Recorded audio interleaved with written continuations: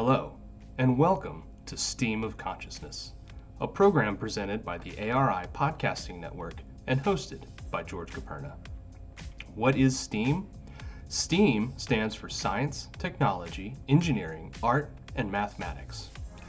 During each episode, we will take a few minutes to sit down with professionals in different STEAM-related fields to give them an opportunity to share their story and give their perspectives with the goal of promoting career awareness to potentially interested students, young professionals, and of course, anyone else who shares a fascination with these areas of study.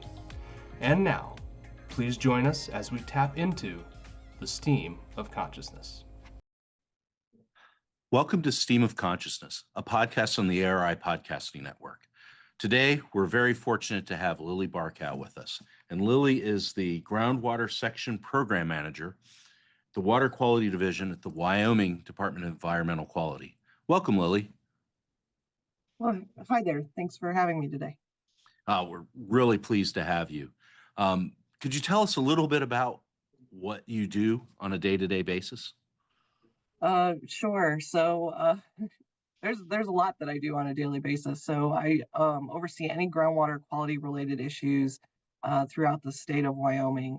And so that includes an underground injection control program where it's deep disposal wells or septic systems throughout the state to get those permitted and inspected.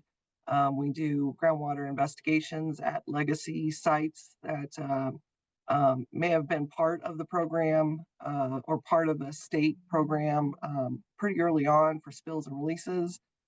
We work on federal facilities, closing formerly used defense sites for missile sites that were long taken out of commission, cleaning up those kind of spills, and then just testing groundwater throughout the state, establishing ambient background, and then helping with special projects that are there. I mean, that's such a broad purview, and you go from underground injection and septic systems to cleaning up missile sites.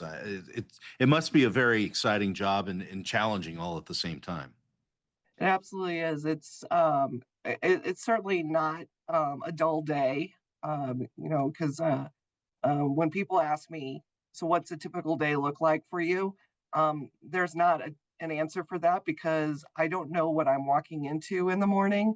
It is exciting, but at the same time, it's just the unknowns. And then, but I'm pretty fortunate because I'm not just a typical state regulator where, it's going with the rules and issuing permits and making sure people are following the rules, but I get to do a lot of research too, for different topics because different problems come up and times change. And so, especially with our carbon sequestration program, that is pretty new and really gaining traction, nationally and internationally.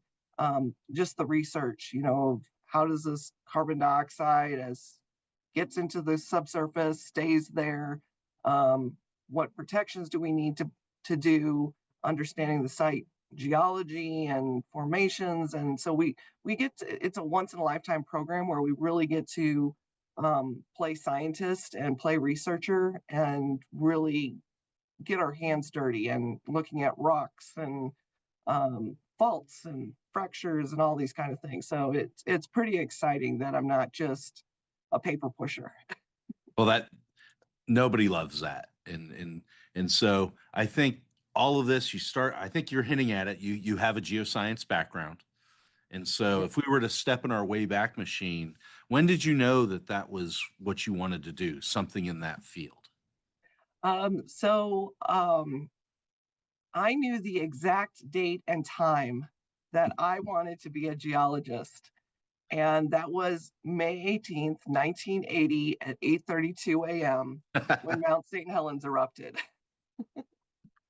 So I was a little kid, and it just fascinated me that it was how does this happen? That this wasn't man-made, it wasn't a bomb, this was nature at with its fury, but its awe. And I wanted to know more. And so I was that geeky little 8-year-old that watched Nova. And my parents subscribed to this Time Life series of all natural disaster books. So each month I'd get hurricanes or tornadoes and volcanoes. And it just was something that just really drew me in. And I don't know what that is, but I am going to work on that when I'm older. That's phenomenal for people of, I'll say my age. I won't say your age because you're still young. Um, I was in Southern California at the time, and I just vividly remember that period of time as well. There's few seminal things, and that's certainly one of them. And that's a remarkable story. Thank you for sharing it. And so you've decided that you want to be a geologist. You're in high school. How did you think about where you wanted to go to school? How did you cast that net? There at that time there weren't a lot of choices for me. Um, I lived in St. Louis, Missouri. That's where I was grew up, and my father is um, a hydraulic engineer. And so he works on a lot of surface water modeling for uh, the Mississippi River and the canals around Florida and just all of that. And so he started at University of Missouri Rolla, which is now Missouri's School of Science and Technology. If I was going to go into the sciences, that's where I was going to go. So And and, uh, and so you went to Missouri for your undergrad, is that right? I started there, and when I started there, I was very conflicted because again, my goal in life was to grow up and become a volcanologist. And big shocker, there's no volcanoes in Missouri. And I mean, we do have the New Madrid Fault, so I could study earthquakes and everything. But I started at Rolla, and my dad, um, being the engineer that he is, um, was, you're I I just need to put it out there. You're not going to get a job as a volcanologist. You're going to have to go to school. You need to go for your PhD. We've got to get you out, to the West Coast and to one of those schools, and it's competitive. And he was just being realistic to me, and his goal was to make sure that I was sustainable in life. So he was, you know what, you should go into groundwater and environmental because that's where the future is. And I was, heck no. I do not want to go into groundwater. That sounds so boring. I am going to go into, at a minimum, hard rock geology and mining because I had done some summer programs, summer camps through Rolla for some mining things, and then he had a lot to shape me when it came to here's the classes you take, and surprisingly I took a lot of engineering courses as a geologist, which I was, dad, not differential equations is not required for a geology degree, and he was like, no, just take it, you're fine. And but I just really questioned um it kind of stuck with me about the competitiveness and the schooling, and was this really going to be for me? So I took a little time off, and I ended up just I moved back to St. Louis, was thinking about what do I want to do, and it was maybe geology isn't for me. And it that kind of broke my heart because it was like for 10 years, that's all that I aspired to be, and really worked towards that. And it was like, well, I still want to be in science, so maybe I'll go into microbiology. but I like writing, so maybe I'll do journalism. And just kind of worked around for those things. But I then ended up just, with life, and ended up in Wichita, Kansas. And I met um, two guys that would forever change my life. And they, Bruce Reed, who owned a little environmental firm, um, I got hired as an intern with them. And my role was to sit at the job site and take notes of everything that they did. And I loved it. I was out in the field. I was doing all of the stuff. They had a geoprobe, so they were out there taking the samples. I was learning so much, and they were Bruce and then Rick Stone. They were oil field guys that now owned. Bruce owned this little environmental company, and I was like, this is pretty interesting. And so I established residency in Wichita, and I went to Wichita State, and that's where I got my bachelor's at that time. But uh, yeah, so that started my track down environmental, and it was so I can be a geologist, and I'm sure all the while my dad is laughing in the background that yeah, we got her. She's going into groundwater. Yeah, I mean, I vividly remember being an intern recording swab pull runs, which is basically taking water out of wells, for those that don't know what swab runs are, um, with, living the high life in southern West Virginia myself. Um, so when you were at Wichita State, I mean, was there a time, it seemed that you were searching, you got the job, it kind of rekindled that flame a little bit. Was there something during your undergrad time that just kind of reinforced, yes, this is exactly what I want to be doing? Yeah, I think just working with Bruce and Rick Mm. really helped. Um, they introduced me to a lot of other geologists. Really opened my eyes to a lot of different things there. Wichita State turned out to have a fantastic environmental geology program, and so they had also known some of my professors in at Rolla, and so they kind of understood what I was looking for, and encouraged me. I ran out of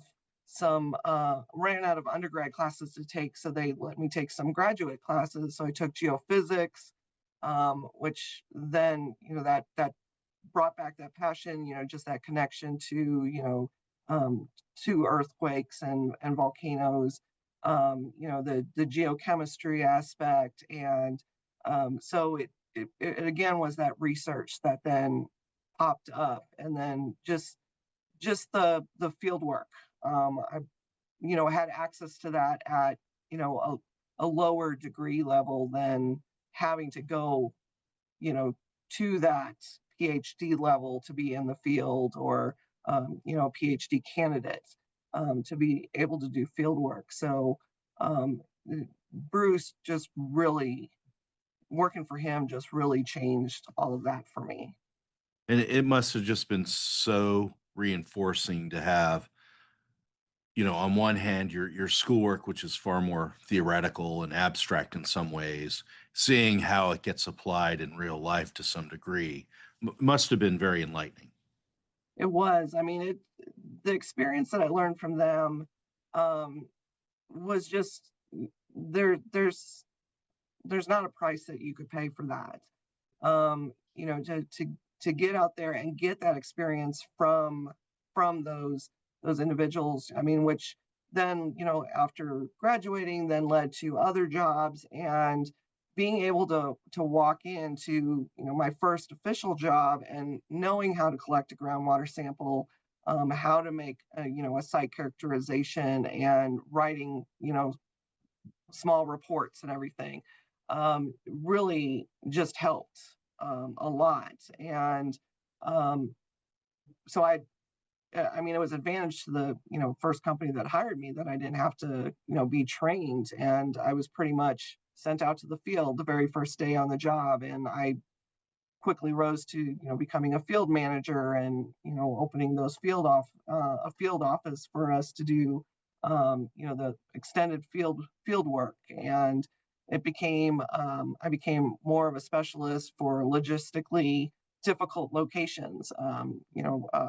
So after Kansas and Wichita, I moved to Colorado because that's where my dad ended up moving his company to, the Fort Collins area. And so I came out here, got um, got a job with an environmental firm, worked some different places, and then that's when just the projects I worked on. I worked on a lot of military base closures. So I'd work in the near Death Valley, or on San Francisco Bay, and I'd be out there and just sampling a well, on San Francisco Bay, and it's like I'm getting paid to be here when it's nice, and then on the weekends I get to tour San Francisco. I was like, this is unreal. And then doing a project in Alaska, in the Pribilofs. I'm on a small island in the middle of the Bering Sea, and I'm I'm a real geologist now, because I don't know, you get to go work in Alaska, you've got to be a real geologist at that point. No, absolutely. And I think we know what your choice set was here, but was there any question you're getting your bachelor's degree that did you feel a pull in any direction to get advanced degrees, or was it no, I just want to get out there and play with rocks as fast as I can? You know, I did. I ultimately I moved around to a couple different consulting firms, and I knew that I needed to get an advanced degree, just to kind of get that respect from my peers. I mean, geology and engineering, it's a very male dominated industry. And I mean, I'm up for about any challenge, but um, you know, my my family has a lot of people with very advanced degrees. My dad has a PhD, my sister's got masters, and so it was, well, I'm going to look into this. And I got my master's from Colorado School of Mines. They had this fantastic program at the time, um, for they had a non-thesis program for environmental science and engineering, where the requirement for your thesis was that you worked full time. And so I decided, well, give that a try. And so work during the day. The classes were at night. And it was, yeah, I'm going to do this because, for one, it's going to open more doors for me in the future. But um, I need I need to have a leg up in this industry. You know, I never wanted to admit to it about being a male dominated industry, and that kind of the glass ceiling for women. But I did run into that with different individuals that um, would advance other male candidates, because they had advanced degrees. So that really led me to do that. So it was, even though I was the best at what I did with field work, getting that advanced degree was really important. And what a phenomenal program. And you happen to be in the area, and so that probably flanged up very nicely for you. Um, I think one of the things that I would find interesting to know is that's a hectic schedule, working all day, coursework at night, and then weekends. I'm guessing instead of touring San Francisco anymore, you're doing homework and other things. Was it challenging? It was somewhat challenging. It wasn't challenging enough, so I decided to start a family at that time. So our joke was, I was expecting, and I had to take a wastewater treatment class, and my my baby, who's my daughter, now, who's now 22, she hated that class. She would kick me for the 3 hours of that class like no one's business. And so I would have to stand in the back of the classroom. And so we're kind of thinking she may turn out to be a wastewater treatment engineer at some point. She doesn't know it yet, but that's what was going on. But yeah, I didn't do a whole lot of field work anymore, but yeah, I was studying and just focusing on all of that. And yeah, that was my life for the 2 years. No, for sure. And building a family, then it's a trifecta. Um, apologies. So it's a 2-year program. I'm sure at School of Mines. So what was going? You're working full time. Was there any desire to advance that degree, change positions, do something else at the end of that window? Yeah, after that, it was, just kind of seeing what was around. I mean, consulting, uh, you kind of have to jump around, especially if you start out and you get in that niche of doing field work, you do it well, then you're doing field work all of the time. And, my first year I was on the road, over 250 days for the first year. And so obviously that wasn't going to work with a child, but then also the stability. If there's no work or you lose a contract and you're part of that contract, you either have to find another project manager to get under them or you have to lay yourself off. And so I needed more stability. And again, my dad kind of pushed me to always look for federal or government job. And there were some openings with the state of Wyoming at the time, and so I applied for a couple different ones. The first one I applied for was to be the dam engineer because I wanted to go around and say, well, I'm the dam engineer. That I just wanted the title. I obviously didn't get it, but I did get in with the DEQ. I started in their hazardous waste and compliance program, and just with all my experience with RECRA and CERCLA and environmental cleanup and the specialty of dealing with hazardous waste, and so started in with them, and I actually had to start over. So I came in, even though I had a master's degree, I already had 10 plus years of experience in field work. I came in as an analyst. And so, I'm often asked, well, why take that job, to start over? You should have applied for something, higher. And it's, well, first off, there was nothing higher available, but sometimes you got to start from the ground up again, and restart. I mean, I didn't have regulatory experience other than being told by regulators what to do. So it was a logical point, to start that over, but I advanced pretty quickly, moved up to program principal, really enjoyed the work. I had a lot of independence, and a lot of it had to do with that advanced degree, that I had shown that I can take on those complex projects that they had, and just the learning, being able to do that research that you have when you take on that more advanced degree.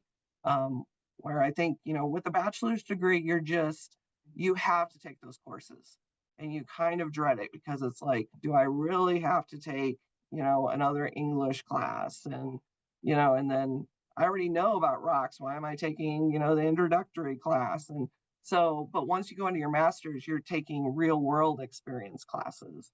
I did environmental law and, risk assessment and toxicology and all of those things. So it was just really interesting work that then was more of your hands-on, that I could apply to my job and was applying to my job on that daily basis. And I think you hit on something that's really interesting there, Lily, and that's, sometimes you don't have the full composition of the requirements for the job. And so you kind of have to start at the bottom again to kind of build that back up. But it sounds like you were able to hit the ground running, relying on your training and your education. And did you have any other support or mentorship at Wyoming to kind of help you push through that, or was it just perseverance and brute force on your part?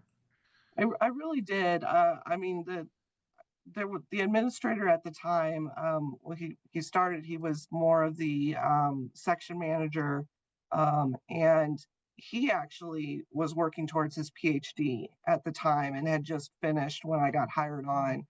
And he just was really encouraging, just the nicest guy there could ever be. And then he became the administrator, and he just really, and I can say, with most of the administrators that I've met here, has just been, they've just been so supportive, and they don't come at you with that mentality of, well, I'm the administrator, I'm in charge, it's my way or the highway. They really bring you in to, um, you know, no matter what your level is, to ask what your thoughts are, and how to go forward. And so even with him, and then 9 years later, I came over into this current position and that administrator as well. Um, he had been the section manager for groundwater for many, many years, and then became the administrator. And so just working with him as well, as that mentor, was just the training. I mean, going in and talking to him, and he'd be like, oh, yeah, back in, you know, 1980 we did this, and just being able to rattle off those kind of things, and getting that hands-on training. So yeah, I had the mentors here as well, and then just the mentors that I've met over the years of working in consulting and reaching out to them of, hey, there's this emerging contaminant, and what are you seeing, and making those network connections has just been, um, it's turned from a very, um, when I first started, being, you're just a field worker, just get out there, do what you're told, don't make eye contact, all of those kind of things, where then coming onto the state and having that advanced degree was more of, I'm part of a team, and I'm part of a community. And now when I go to conferences, I meet a lot of my peers and we catch up. And so just seeing that advancement over time has been really inspiring. Yeah, the networking is really important. It's a theme that I see across all the people that I've chatted with, and to hear you say that is just kind of further reinforces it. Um, you talked a little bit offline about some of the outreach you do, and I think we'd be remiss if we didn't talk about that. It's not just work, work, work. You go to conferences, you get out in public, and what kind of outreach do you do to educate, um, let's say, students of Wyoming about what you guys do and what's out there? Yeah, so I've started, we try to work with the University of Wyoming and go and speak to classes, speak to those future students. Um, and I do a lot with Colorado School of Mines as well. I'll go down as part of their alumni association and work with those students, and be on panels where, generational panels about the workplace and working with different generations, to the type of projects I work on, um, especially if we're working with University of Wyoming, talking about our possible internship program, what that looks like, and trying to get them that hands-on experience, just because that was really important to me to get started as an intern. Our current administrator, she started as an intern from University of Wyoming. And so just showing them, having a geology degree isn't just, you know, looking at rocks, here's another avenue you can look at, because being a state regulator, we don't do it for the money. So we do it because we're passionate about our work, and we're making a difference in the way that in the world that we can. I mean, money would be nice, but we just that's just the route that we've gone into. So doing those kind of things, going to conferences, I try to help with like mentorship or speaking on panels, working with students, and getting out there. And there was even a time where because again, my daughter was pretty young, I didn't want her to join the Girl Scouts, but a friend talked her into it, and then I was talked into becoming the troop leader, and then the service unit manager, and a camp lead counselor, and all of this other nonsense. And then I ended up with about 40 girls in a troop at one time between kindergarten and 12th grade. And so we were very science-based. So it was exciting to teach them and get them really excited about science, get them excited about water. And so, yeah, I just like at any time, if there's an opportunity to especially get in front of kids or, students, college students, to just talk about my experiences. Because, I mean, I'm first off, being a woman, there's not a lot of women in science. There certainly are, a lot more coming up these days, especially when it comes to geologic sequestration. A lot of panels that I sit on, or meetings that I go to, there's a lot of women in the room, compared to strict oil and gas, where there's a lot of men in the room, and then I might be the only female. So that's just a passion there. Also being the cultural background. I'm half Vietnamese and half German. So then getting out there and talking to like first generation college students. I'm not a first generation college student, but especially if they see a woman of color, that has advanced. I think it's really important to promote that as well, because that they may not know about the opportunities that they can achieve. Well, this has been great. I have one more question for you. And Okay. when you're out there talking to either, whether it's the young ladies that are Girl Scouting and selling cookies, because my daughter did that too, and I ate way too many, or students at Wyoming or School of Mines, what's one piece of advice you'd offer a young person? Um, don't be afraid to fail. Um, I remember sitting on a panel, and this was maybe just a year or two ago, and I was sitting with the co-chair, who is this phenomenal attorney and knows everything about the underground injection control program, and just internationally a top attorney. And I looked down and my phone started buzzing, and it was my daughter. And I hung up. She called again. And so I was like, sorry, I got to take this. So I stepped off the panel, and she was in tears.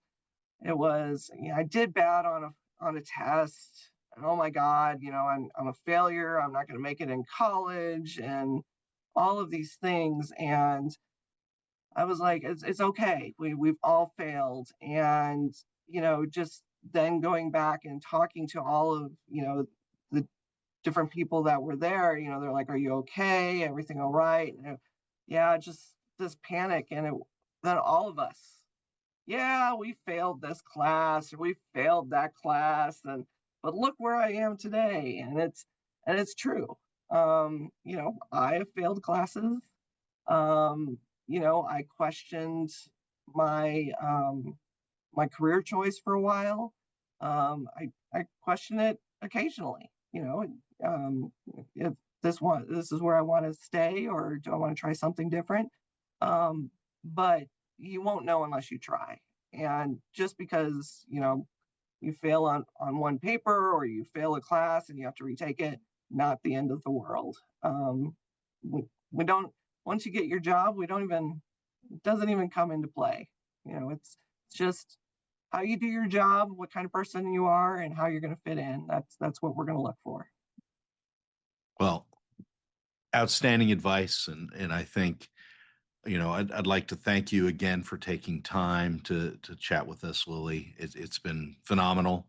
And, I look forward to seeing you at all the little meetings we run across each other in the future. But let me formally thank Ryan Kessler for producing this podcast, our esteemed guest, Lily Barkau. Thank you very much. Thank you so much for having me.